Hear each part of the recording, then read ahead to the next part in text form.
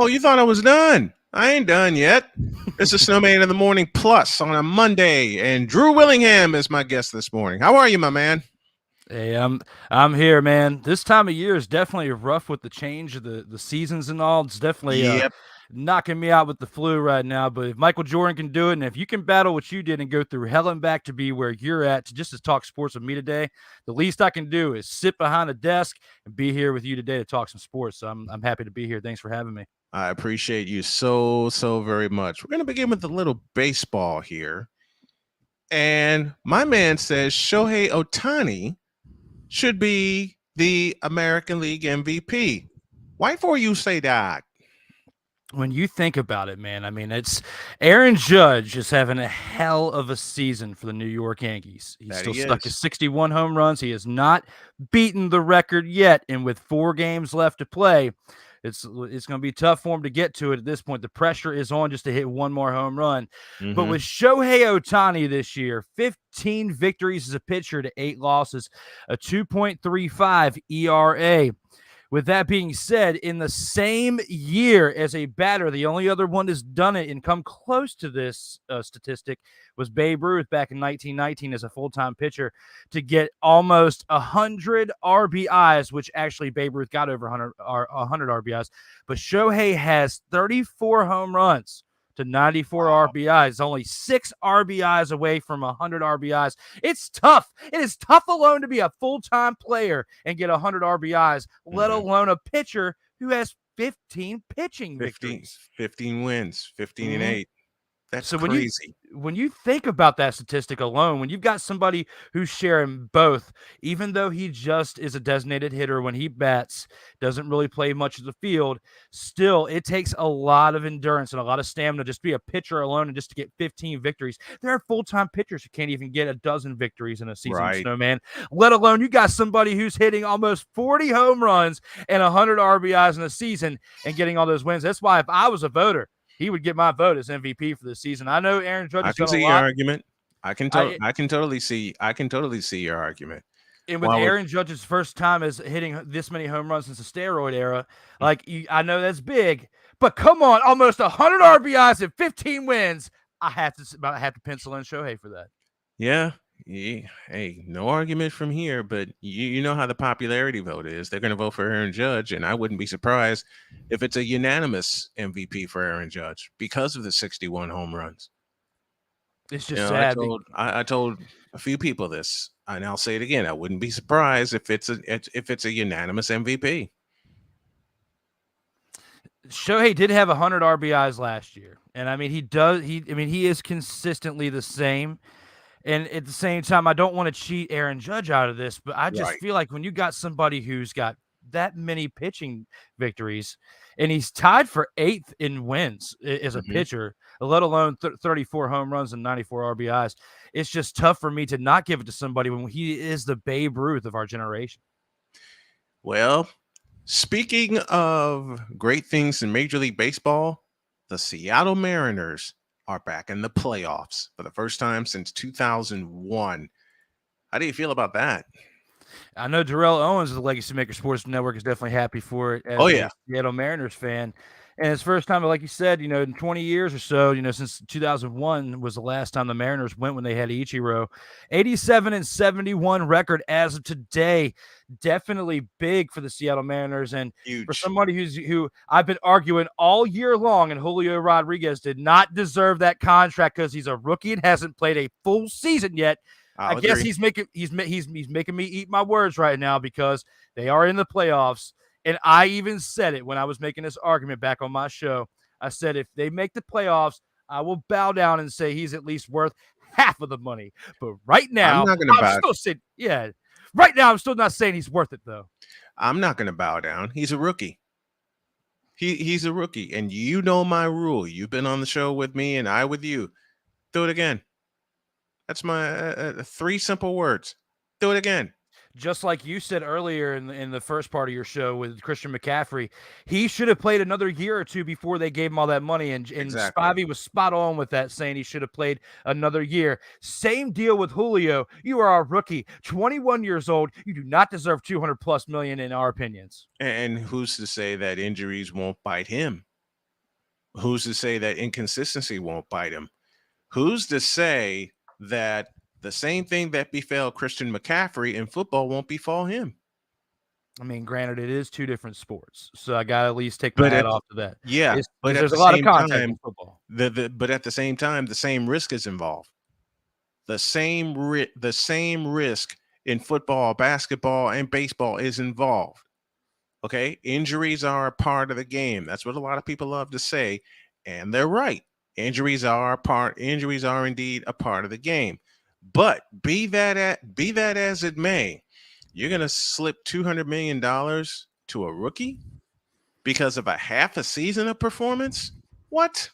Especially when he hasn't played a full season, let alone all the games this season, because Correct. he hasn't even been in a lineup over this past weekend. They're just talking about, I saw in the news earlier that they were talking about penciling him in for today. Well, if he's so great and he earned all this money, he shouldn't be penciled in. He should be printed in. It should be in ink. Yeah. You know, as Al Michael says, you need to put it in ink. Put it in ink. If he's worth $200 million, make him prove it. Make him prove it. The Atlanta Braves are taking control of the National League East with a sweep of the Mets. And I believe the magic number is 2 for Atlanta to clinch the East Division again. I mean, the Mets are cursed. Even though they're in the playoffs this year, even though they did get in, the Mets are cursed because they should have run away with the East Division easily. That lineup with which you're paying that team, absolutely you should be. And the Braves now have a 3-game stand against the Miami Marlins. You know they're going to be taking at least 2 out of 3 there, potentially they're sweep kill them. Miami. They're going to kill the Marlins. Miami's 67-92, and the Braves have now got to 100 wins. They're 159. They got their 100th victory over the New York Mets, Snowman. So when you think about that, they got a 2-game lead with 3 games left. They're not giving this up. And that means the magic number. Then that means the magic number is 1. If they win, I believe the magic number to be 1. If they have a 2-game lead over the Mets, and the magic number has got to be 1. They win any of these games. They win any of these games against the Marlins. Goodbye, East Division champions again. And you kind of felt the shoe dropping. As far ahead as the Mets were, and I capitalize the word "were," in the East Division, they couldn't have held off Atlanta. Really? Are the Mets that cursed, or is it just me? Are they that cursed? I don't really agree with how you kind of just put that, holding off Atlanta and really in the same. I'm not trying to attack you there, Snowman, but I'm saying this as a Braves fan and for someone who are the reigning, defending World Series champions. Yep. They, of course, the Braves are expected to be in this spot at this point of the year. They probably should be expecting to have more of a lead in the NL East, to be in my opinion. But when you've got the Mets, who saw what the Braves did last year, and they invested the money that they did into that team. Now you're going into the last few games of the season against the Nationals, which they are last in the division. However, Marlins are just barely above that. The Braves are going to take at least 2 out of 3 here. And if they take just 1, like you said, because both teams, the Mets and the Braves, are playing NL East, NL East teams, so it is division stats that are going to come into play here at the end. Yeah. They definitely need to win all 3 games for both teams. And if the Braves win 1 game here, the Mets are screwed. It's over. Yeah. Braves lose all 3 of the Marlins, which aren't going to happen. Then they get a shot. That's not going to happen. 1 win for the Braves, and they're the National League East Division champions. And finally, in talking about Major League Baseball, we got to mention Albert Pujols. 702 at home, and in his final home game, it just seemed so right for Pujols to not only get 700 with the St. Louis Cardinals, but for him to surpass 700 with the St. Louis Cardinals. It was definitely big, and for anybody who loves the sport of baseball, it was definitely a romantic thing to see him get to 700 home runs this year. You know, coming into this season, 679 home runs with what happened last year, getting released by the Angels, going to the Dodgers. And I owe you an apology, Winnie the Pujols, because I was the one who was saying all season long you were not going to get to 700, but you did.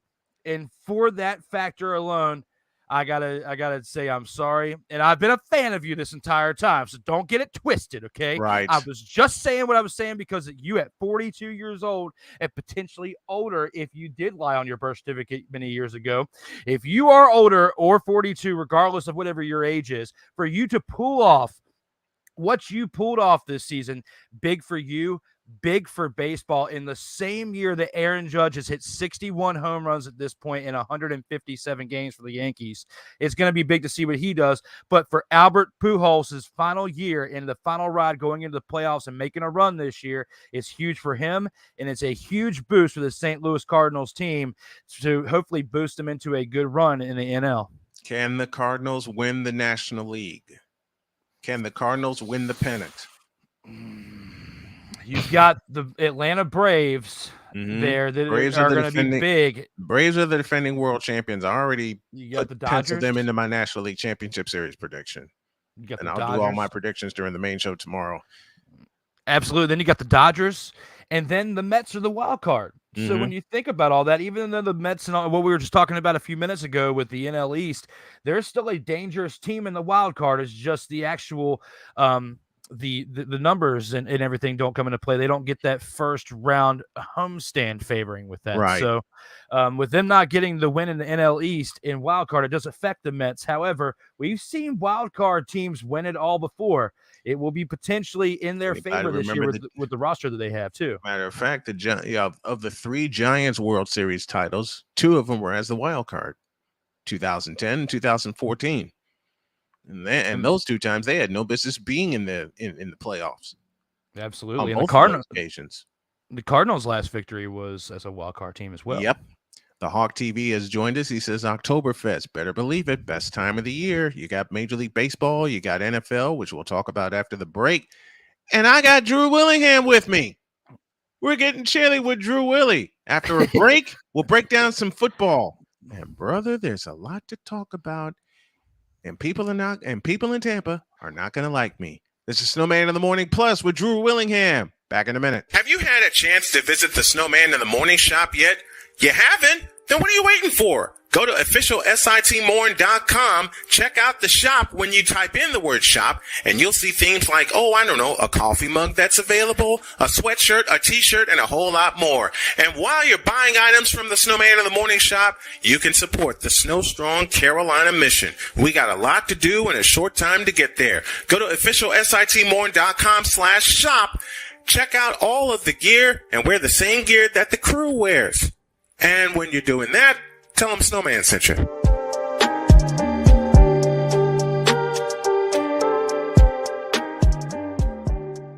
Hey everybody, Snowman here, and thanks for listening to this episode of Snowman in the Morning with Cole Johnson. Want to tell you about a little thing we like to call Monkey Knife Fight. Wait, what in the world is that, you may ask? Well, Monkey Knife Fight is a daily fantasy site where you can play your favorite games, support your favorite players, and make money at the same time. And right now, if you go to monkeyknifefight.com and use the code Snowman, you will get a 100% deposit match on up to $100 on your initial deposit. Go to monkeyknifefight.com and use the code Snowman for an up to 100% deposit on your first deposit of up to $100. Thanks, and tell them Snowman sent you.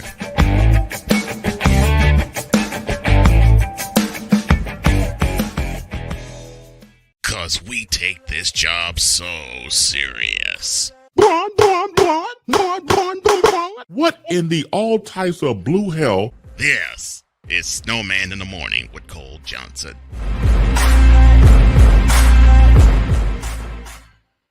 And indeed it is. It's Snowman in the Morning Plus with Drew Willingham joining me here. Time to talk some NFL.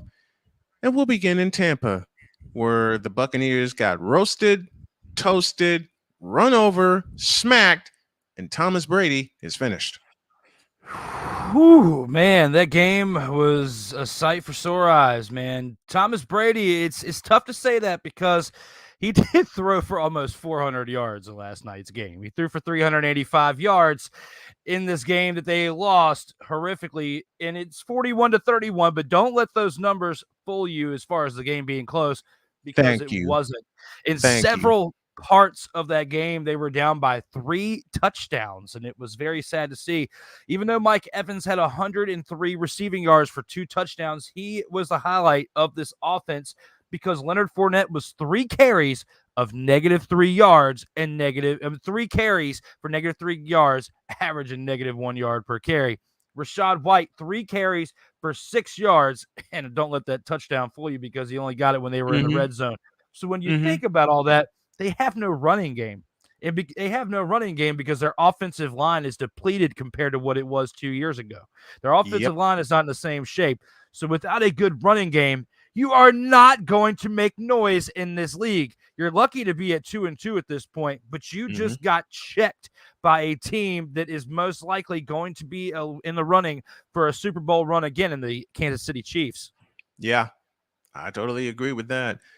Then you got the Patriots and the Packers. Why'd you put this game on the list? I don't care about either one of these teams. No, I'm just kidding. Well, I put this game on the list because Aaron Rodgers getting that 4-year extension. This game should not have been as close as it should have been against a third-string quarterback, a rookie quarterback, let alone in Bailey Zappe. So I put this on the list because they only won by a field goal in overtime. It was a walk-off field goal at that.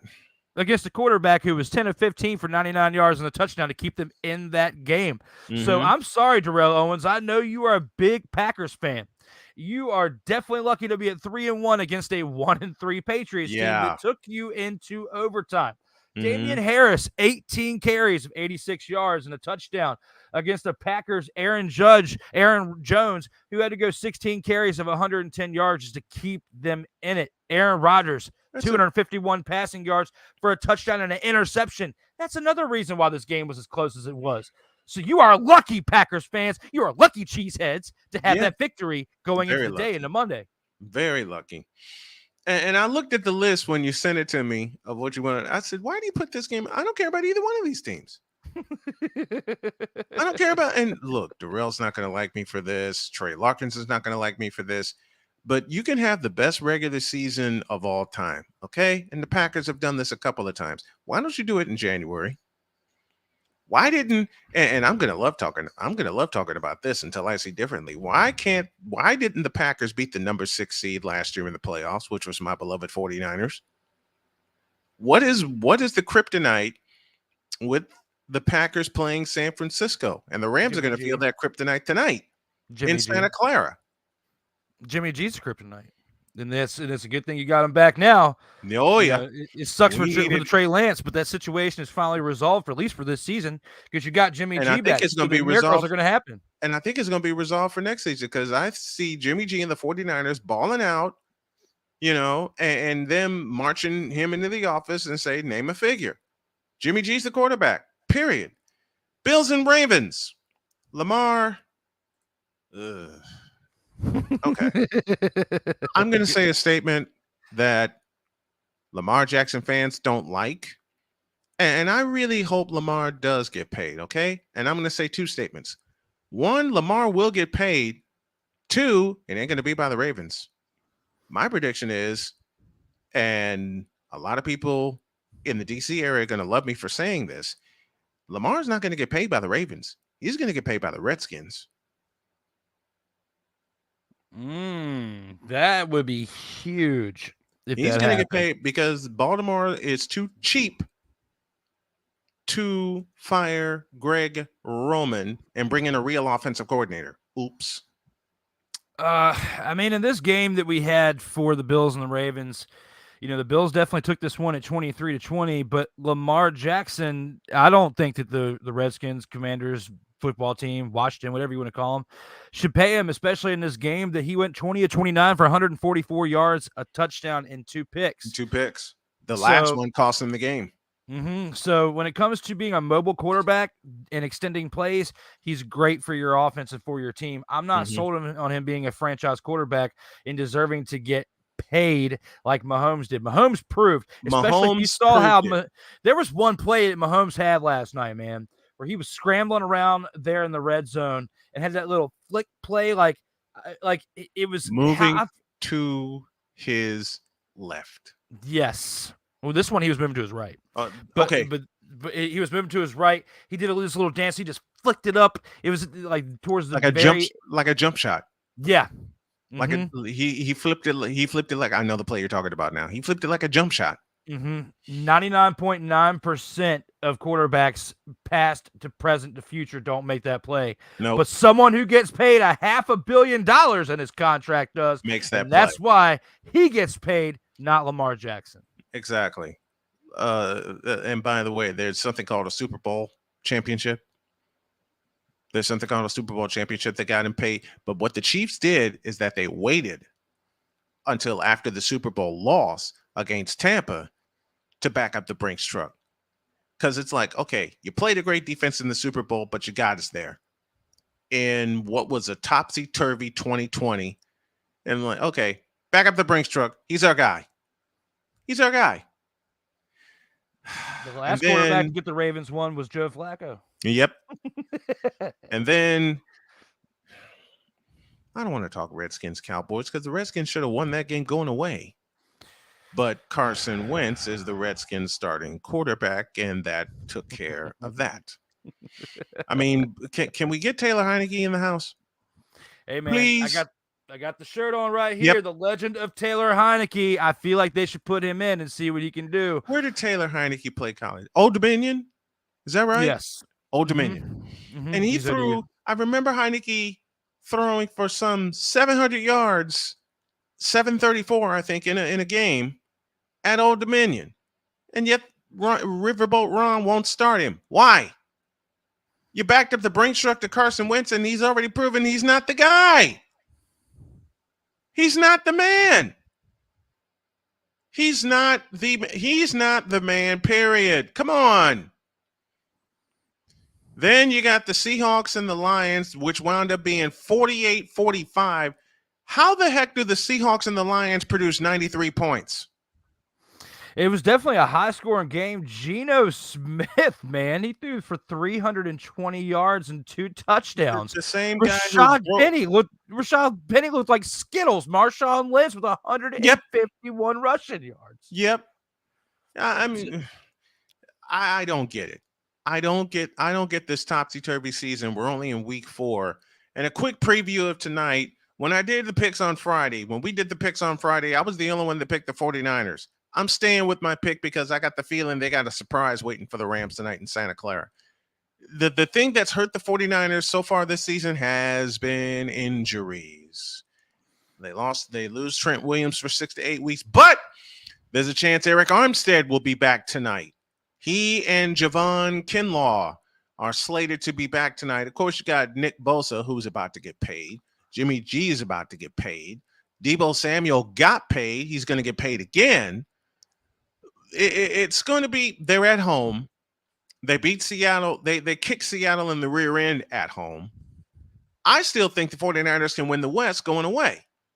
I really believe that. They just got to get healthy. They just got to, and we lost Elijah Mitchell for 6 to 8 weeks in that monsoon in Chicago. And that turf at Soldier Field sucks. I'm trying not to cuss, y'all. That turf in Soldier Field sucks. It blows, man. And that's as close as I'll say to what I need to say. I still believe in my 49ers. I still believe they're going to win the West, and they're going to do it going away. One more break, and then I have a surprise for you, Drew. And you're going to love me for this. Back in a minute.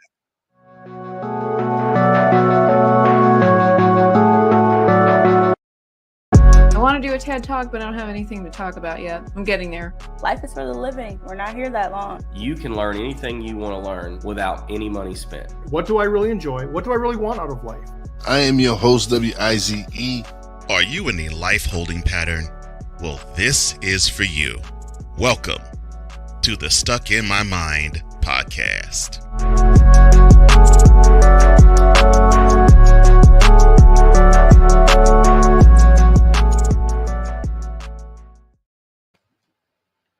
Drew and I are back, and I'm going to change boards here because there's still stuff I need to upload.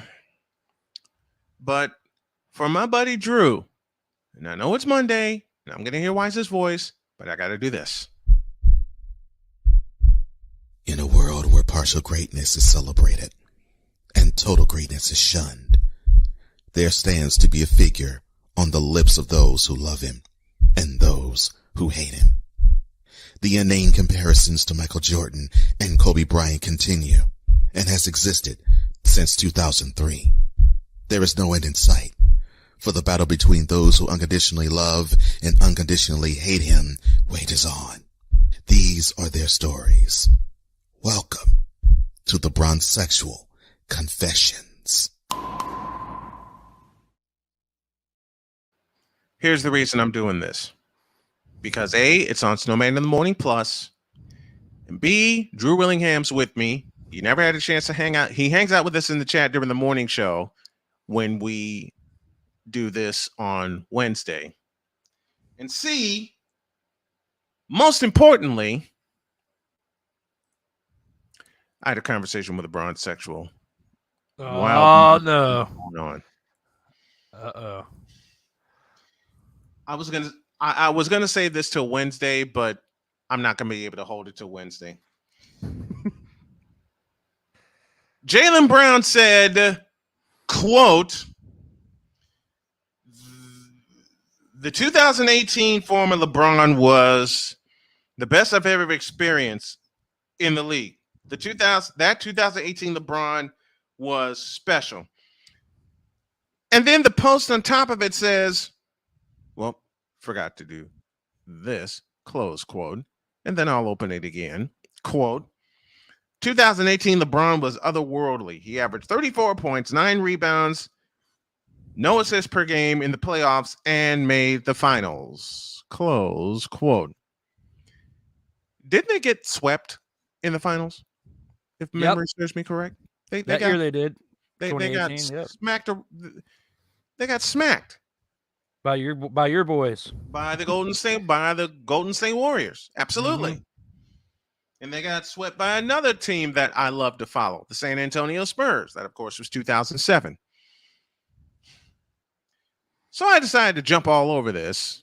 And I know I'm 2 days early, but this is Snowman in the Morning Plus. But I jumped all over this, and I said there has never been a best former LeBron, and I got quite a few reasons for my claim. Then I got warned. Mike Connor says, be careful. The LeBron stands don't like facts, and they'll call you a hater. Now, this is where I love you, Drew, because you talked about the most annoying player in NBA history, and I still have that rant saved up, and I'm going to use it at another time. And this annoying fan base annoys the living daylights out of me. So Xavier Wilkins shows up. Yeah, and I'm calling people out. And I have no qualms in calling people out. I really don't care. I have 0 F's to give. Xavier Wilkins said, quote, "You must not watch ball if you think that, my boy," spelled B-O-I. Close quote. I wish I was making this up. I told this Xavier Wilkins guy, "I've forgotten more basketball than you have watched, sir. And I've seen much better than LeBron." He responds, "I mean, you can look better when you're playing plumbers and substitute teachers with barely to no dribble handle. Let me explain something. I'll stop there. Let me explain something. Michael had the best handles in the league for a time. And this is going up against Gary Payton, Kevin Johnson, Mark Price, Dennis Johnson, people that actually played the game, people that actually lived the game, people that actually know the game. And God rest his soul, God rest the soul of one Dennis Johnson. And oh, by the way, no handles in that era. Okay, does the name Magic Johnson mean anything to you? To me, it does. Means a lot to me. I said, you actually believe that? Xavier Wilkins responds, it's a fact. No need to believe in it. What? As I often say, who told this lie? So I decided to pile on and said, in a way, you're right. Since LaFraud has played with plumbers and milkmen. Meanwhile, the real king, MJ, one thereof, played against actual basketball players that actually played the game. LeBron has not had an impact on the game, period. Now, Drew, I'll stop there for a moment and ask you the following question. Why do people get mad at me when I say that? Because there's a lot of truth in what you said. Why do people get mad at me when I say LeBron has never had an impact on the game? Because that part is false. He has it is not false. He has that. As much as I agree with you on like 98.9% of it, this is the 1.1 that I got to agree. He has had an impact on the game. How? Who else do you know has put chalk dust in their hands, thrown it up in the air? And who's done that? Michael Jordan has. Okay, because he looks up to Jordan. Okay, so he's just and carrying Jordan on looks down at him. Next question. See, I can have this. Listen, I can have this argument with you, and we produce a lot of laughter. Okay. Yeah. I can't have this argument with bronsexuals because it produces a lot of anger. Yeah, like LeBron. And you know it. And you know it. You've had your conversation with bronsexuals. You know it. Yeah. Like I'll give them this. He deserves enough accolades for what he's done. No, he doesn't. He's got MVPs. He has played in a more pussified. He has played in a more pussified era when you compare it all. Jordan did play in a more physical era, so that's why I will never give LeBron number one over Jordan, just because of the eras they played in. Generational talent, yes, LeBron is for this millennium. But he will never go down as the greatest to play basketball for everything that we just said. However, I have to disagree with Snowman with this. He has made an impact in the game of basketball. In the pussified era of basketball, he has. However, he has made an impact in this game. I can just never give him number one, even if he does play for 5 more years after this year and has a 25-year career, which he won't. He'll make it another year or two. Maybe have a Thomas Edward Patrick Brady-like career of 22 to 23 years. But Tom Brady will go down as the best to play quarterback in the NFL. I'm sorry, Snowman, but LeBron will not be the best to go back and go down in the NBA. Listen, Brady versus Montana is another argument we'll have at a later time. So Xavier responds by saying, Bron the GOAT, my guy. None, N-U-N, instead of the word nothing, you can do to change that. Really?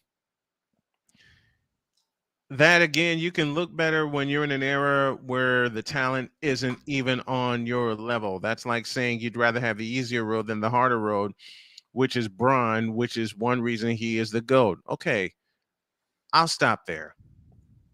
I'll do the whole thing on Wednesday because this is a deep conversation that I had with this bronsexual. It was that rough. My brain hurts. Oh, it was one of those. I mean, so it was getting good. You kind of stopped at the point where it was getting good, but at the same time, like if your head hurts at the end of the conversation, that was bad. My brain hurt. It's like my late father would always say to me, it's not the fact that my head hurts, it's the fact that my brain hurts. And my brain was on fire. I mean, just reading this, first of all, there's no punctuation whatsoever. There's no sentence structure. There's nothing. It's like he's typing the way he's speaking. And I hate that. But looking at this sentence, if you want to call it that. Playing in an era where the talent isn't on your level. Xavier Wilkins, the talent was above MJ's level. MJ just learned to rise above it by improving his, here's an F word, fundamentals.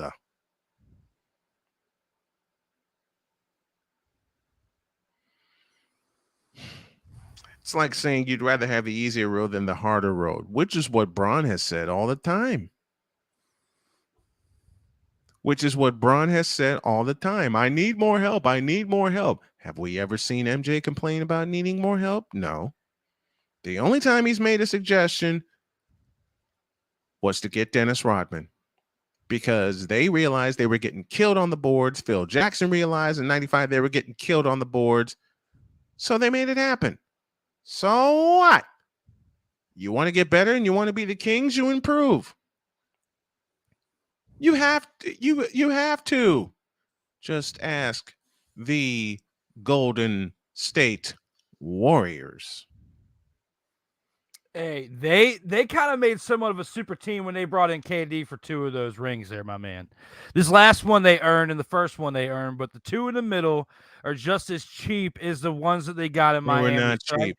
They were With not KD, cheap. it is. That was a cheat code. No, it is not cheap, and I'll explain why. In order to beat LeBron, they had to get KD for those 2 years. Listen, LeBron got a stimulus package in 2016 because Adam Silver had no cojones to call LeBron out and say, shut up and play, because he was getting locked up in that series. He was getting locked up. You know it. I know it. He was getting locked up in that series. So he decides to dry snitch on Draymond Green, which cost them game 5 and eventually 6 and 7. Come on. He got a stimulus package for 2016. And then the Cleveland, this is for you. Shut up. Shut up, because you had a stimulus package handed to you like you tried to play football and someone walked the pass down the field to you. Stop it. Just plain stop it. Just plain stop it. That's why LeBron has had no error, because he's always had help, either from different players or from the league itself.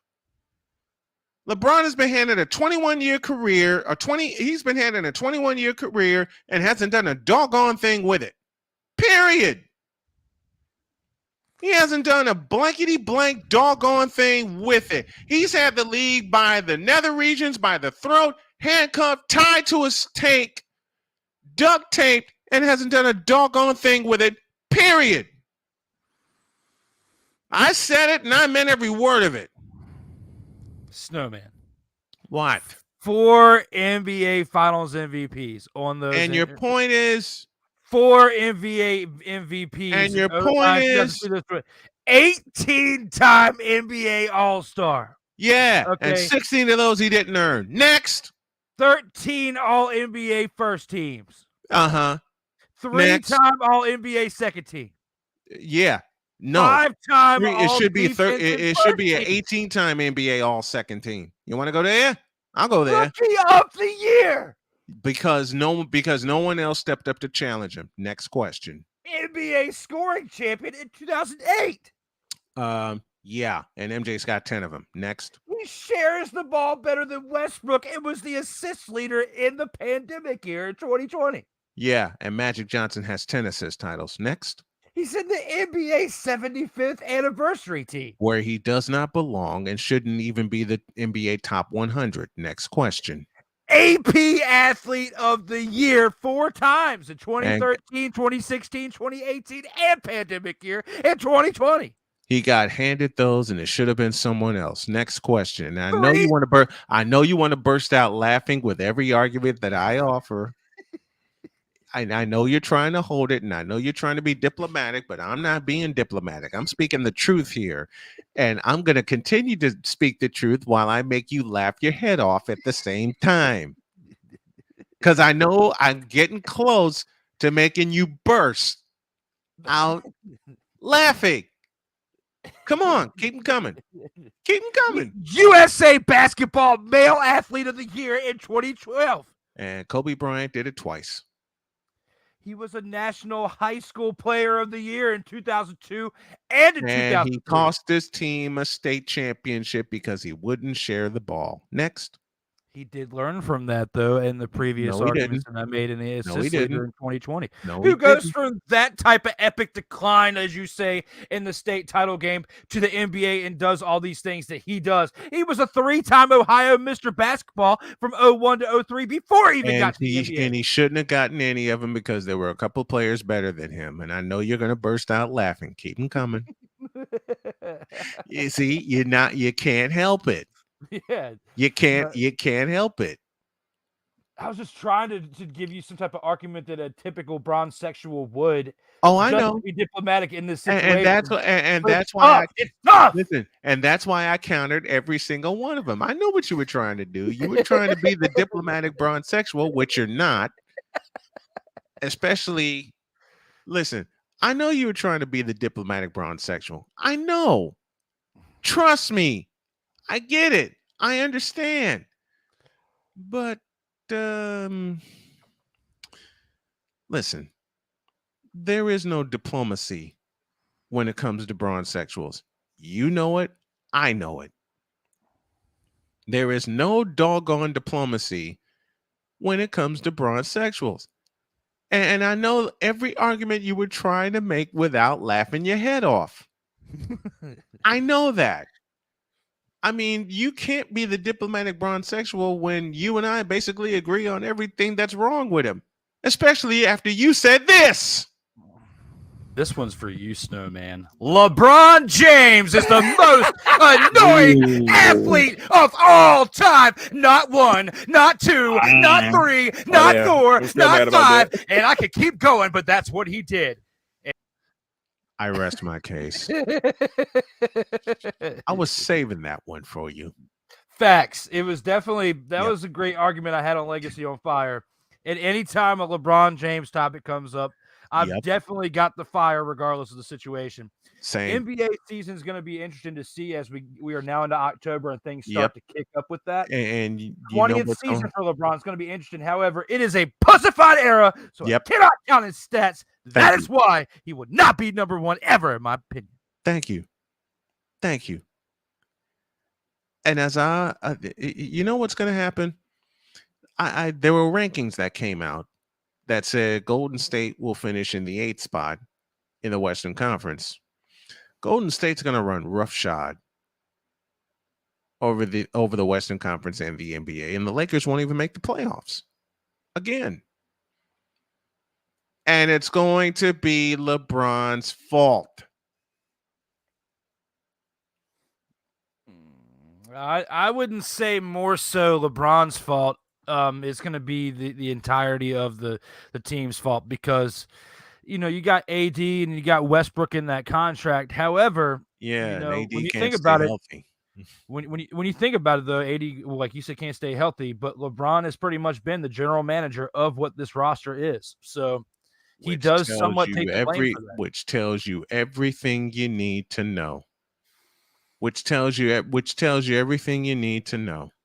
I mean, the Golden State Warriors are the team to beat. They are the reigning champs. Just like we were talking about earlier in baseball, we were talking about the Braves are the reigning champs. They're the ones you have to knock off. Mm-hmm. And you couldn't knock them off as the Mets couldn't. And that's why we're talking about the Braves right now as number one.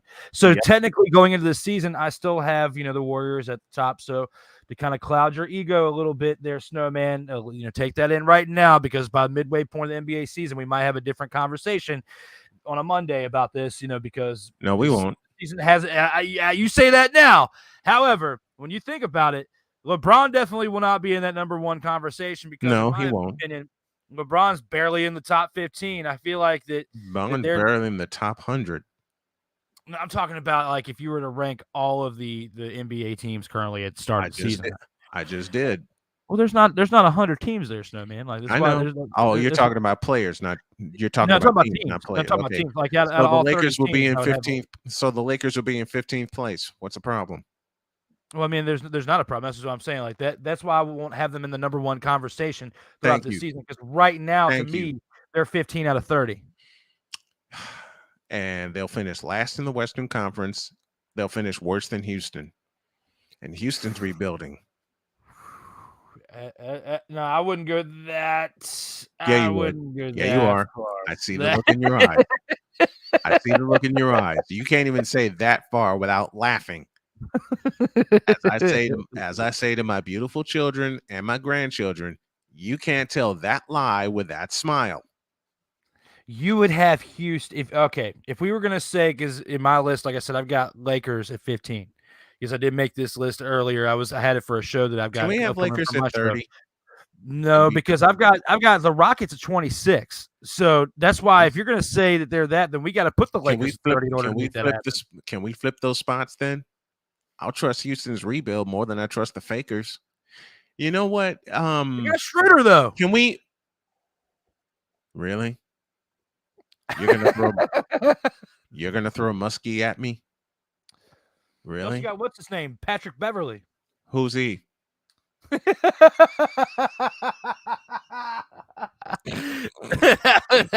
can't help it. That was good. You just spot right. Who's he? Well, I didn't even have anything for that one because how fast you came back with that one. Now, for you bronzexuals, let me close this right before Drew and I have fun to close the hour. Get out my face, you thirsty heifers. In a world where logic and sense flies completely out the window, while purple and yellow glasses are donned, rises a figure who encourages ridiculous, undying loyalty. Good Lord, I'm about to throw up. This has been yet another installment of The Bronzexual Confessions. Now, as I said, the biggest reason I did that is because Drew's actually on camera with me and on the show with me for Snowman in the Morning Plus. And let's lock in every Monday, 11:05, Chili with D. Willie with me, talking sports here on the Plus. Because cold hard facts. Yes, cold hard facts. And you know, as I explained this morning, the reason I'm cutting the show to 2 hours and leaving it at 2 hours because we have fun, but we lose structure at the same time. And you, my friend, brought that to my attention. And I don't want to do that, especially with the momentum that we're building right now. So we're going to do that. And then on Mondays, I get a break. I get to eat something. And then you and I come back and do this and have a whole lot of fun doing it. And let's finish this the right way. We'll talk next week. We'll really go into the NBA. You can mark this down right now. We'll spend the hour, and yes, it's going to be an hour. We'll spend an hour talking all things NBA. Now, are we going to have a script for that? No, we're just going to talk NBA. And all I got to say is, to be the champs, you have to beat the champs. And I don't see anybody doing it. I love you, Jason Tatum, and I love you, Greek Freak, but you've heard me say this on the morning show. This is just not the first one for Golden State. This is not only the first of two, but three. I said this is the first of three. I don't know, man. Like besides the Celtics and the Bucs, you've also got you got the Clippers in the top 5, in my opinion, as well as the 76ers. So 76ers, the Clippers. The Clippers, as far as like in the top of like the West, the second in the West. Not over the Warriors, but penalty flag on the field. The Clippers, you actually put them in your top 5 in the West? Hey man, Kawhi Leonard, I think who hasn't played in a year. The ACL and won't play this year. No, he'll play. No, he won't. He'll play. If he plays, he'll be forced to play. And I got this opinion about Kawhi Leonard. He should have never left Texas. Well, he did get another ring in Toronto, though. Should have never left Greg Popovich. I'm sorry, but Nick Nurse can only do so much. What's Popovich done without him? Not a doggone thing. Exactly. So Popovich needed him more in San Antonio than Leonard needed him there because Leonard won one in Toronto. Which goes back to my statement. He should have never left Texas. Stability also helps. And there's a possibility of stability for yours truly because I just got an email while we were talking from a station in Iowa that wants to see my skills. and they're willing to fit the bill for a night or two for me and the wife to drive out there. And I know she doesn't like the winters in Iowa, but if there's a chance I can stack up $30,000 doing what I love and still do this for everybody, then the heck with it. I'm taking a chance. Yeah, I hope that happens. And if this happens, I'm going to use this next year, stack up some money, and then we're heading southwest. I don't like winter. She doesn't like winter, but there's something pulling us southwest, man. I mean, the whole thing was for me to get back to Carolina because there's an opportunity there. But after the news I got, it's changed my thinking because I want to go somewhere where it's warm constantly. But before we do, you tell Darrell Owens I owe him a couple of baseball games. I think that'd be great because the two of you, between the play-by-play for you and color commentary for him, I think that would be symmetry in motion. And there's one thing I love about Darrell. When he was doing baseball, I think with VCU, I listened to him and I didn't even wait for him to ask for advice. I just kept throwing things at him. Here, add this, add this, add this. And it seems like he took it all and ran with it. And I love him for that. I absolutely love him for that. So me and Darrell got to share a microphone for not just baseball, but basketball too, because there's still an opportunity in North Carolina waiting for me, because I was told by the folks at UNCG that there's a hiring freeze going on right now. But I was told by one of the guys there, should you find yourself in North Carolina next year, we'll hit the ground running and build the radio network. So I got respect all over the country. And for you, my brother, I love you dearly. I can't thank you enough for coming on. We finally got some structure to this doggone thing. And thank you for slapping me across the head with that, because how did Simba put it? I finally got some sense knocked into me, and I got the bumps to prove it. Hey man, that's what friends do. They tell you the constructive criticism, and you know, I'm the type, man, that lays it in there. Like, I don't do things to hurt anybody's feelings. I do things to try to build things. And going back to Darrell, man, like, you know, Darrell's one of the best people I've ever worked with or worked for. And if it wasn't for him and starting the Legacy Maker Sports Network, I would have never met you, would never have been a part of this journey with you, wouldn't be here at 11:05 a.m. today on Mondays going forward with the Snowman to talk sports. And I appreciate that opportunity as well, brother. So thank you as well for having me here. Just as much as you're grateful for me being here, I'm just as much grateful for you to be able to have the opportunity to talk sports. That's why this is honestly one of the highlights of my week, is to be here with you. So thank you for that, most importantly. But with Darrell, and with everything that he's done and going to Dallas yesterday and doing that, it's a huge step for him, a huge step for our network, and a huge step for things going forward. So I'm grateful for him and the opportunities that he has bestowed upon me. I'm appreciative of you and the things going forward. 2022 has been a great year for our network and for you as well, and going forward. But I think 2023 is going to be bigger than 2022 or any of the years. 23 and 24 are going to be off the charts, because I said this to Cole.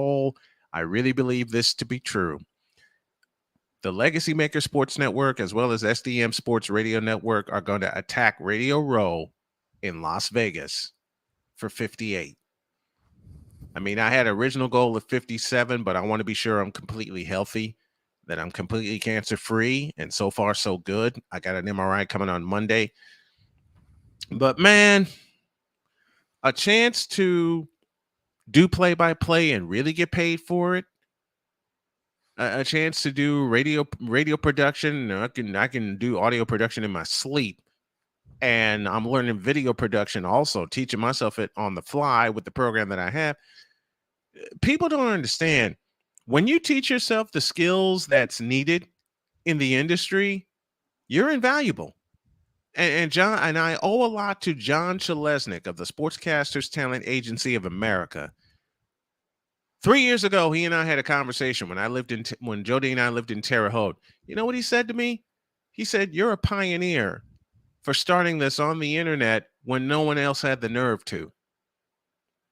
You're like, wow. But it's simple. Cut out the middleman and you're fine. That's the simplest lesson I've ever learned. Am I still trying to get the morning show on radio stations across the country? Better believe it. But be that as it may, I'm already internationally syndicated with the audience that we have. It's just a matter of doing having the person to do the right promotions, and then off to the races we go. And just like I told Cole, because both of you have been on my show, and when he was on my show for episode 47, he has been a huge addition to your show and to what you're doing going forward. If it wasn't for Cole, and it's been big for you because of your personality and what you do for the show, if it was not for Cole, things would not be running in the direction that they are running right now. So you'd give enough homage to him, and I will too. Hats off to Cole for everything he does for you too, because the work shows. And like I told him on episode 47 when he was there, he inspires me to get better because people give me a lot of praise and a lot of kudos for the In or Out Sports Debate on Legacy Maker Sports Network. Sorry for the plug, but I had to.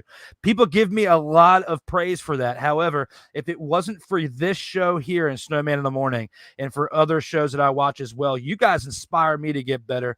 And for your story alone with the hell that you went through to come back to what you're doing today, to be healthy enough just to be here with me, that's why I don't mind coming here while battling the flu with you, because it's people like you that have inspired me to be here still for episode 53. It'll be here tomorrow, 8 o'clock p.m.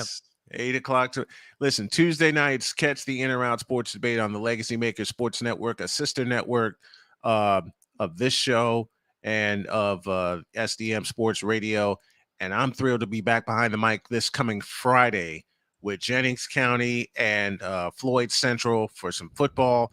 Got all the production problems settled, and that'll be our first official broadcast on the new station that I've created. So that's going to be a lot of fun, and we got to get the heck up out of here. Drew Willingham from the Legacy Maker Sports Network and the In or Out Sports Debate joins me every Monday here on Snowman in the Morning. Plus, thank you, brother. I love you so much, man.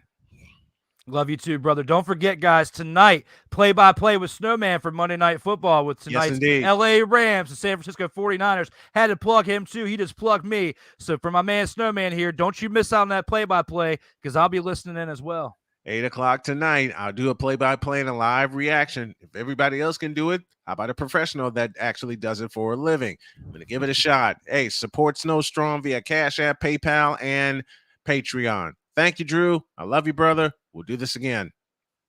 Love you too, brother. Looking forward to it.